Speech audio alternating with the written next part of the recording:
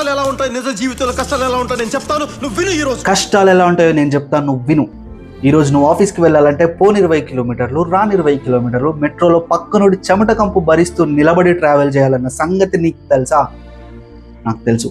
నీ product company వాళ్ళు potluck అని, టీమ్ లంచ్ అని, టీమ్ అవుటింగ్ అని ఫోటోలు పెడుతుంటే నేను బెంచ్ మీద ప్రాజెక్ట్ లేక, టీం లేక ఆఫీస్ క్యాంటీన్లో ఒంటరిగా బిర్యానీ తింటే ఆ బాధ ఎలా ఉంటుందో నీకు తెలుసా?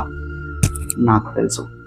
మండే రోజు వీకెండ్ వైపు, మంత్ ఎండ్కి శాలరీ డేట్ వైపు ఎదురు చూసే కార్పొరేట్ ఉద్యోగులు నువ్వు బ్రతుకుతున్న ఈ కార్పొరేట్లో ఇంకా ఉన్నారని నీకు తెలుసా?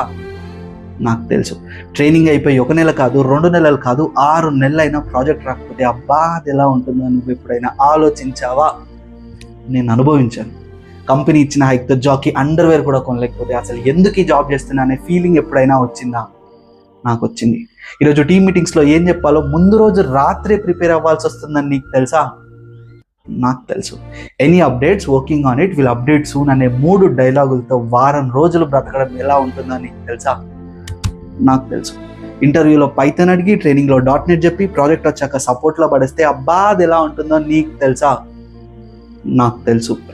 బెంచ్ మీద నెలలు గడిపి ప్రాజెక్ట్ కోసం ఎదురు చూసి వచ్చిన ప్రాజెక్ట్ రాడ్ అయితే ఆ దెబ్బ ఎలా ఉంటుందో నీకు తెలుసా? నాకు తెలుసు. పనికి న్యాయం చేయకుండా, ఏ కాంట్రిబ్యూషన్ లేకుండా శాలరీ తీసుకుంటే ఆ డబ్బు తీసుకోవడానికి ఎంత బరువుగా ఉంటుందో నీకు తెలుసా? నాకు తెలుసు. మేనేజర్ సింపుల్ టాస్క్ రా అంటాడు, టాస్క్ డిస్క్రిప్షన్ ఓపెన్ చేస్తే జీవితం మొత్తం క్వశ్చన్ మార్క్ లాగా అనిపించడం నీకు ఎప్పుడైనా అనిపించిందా? నాకు అనిపించింది. ప్రొడక్షన్ ఇష్యూ వచ్చిన ప్రతిసారి ల్యాప్టాప్ మూసేసి టీ స్టాల్ పెట్టాలని నీకు ఎప్పుడైనా అనిపించిందా? నాకు అనిపించింది. క్యాంపస్ ప్లేస్మెంట్లో ప్రోడక్ట్ కంపెనీ కొట్టిన నీకేం తెలుసురా అమ్మా ఎంఎన్సీ కష్టాలు? నాకే తెలుసు. బెంచ్లో కూర్చున్నాను, ట్రైనింగ్ చేశాను, సపోర్ట్లో పడ్డాను, కార్పొరేట్ కూలీనయ్యాను.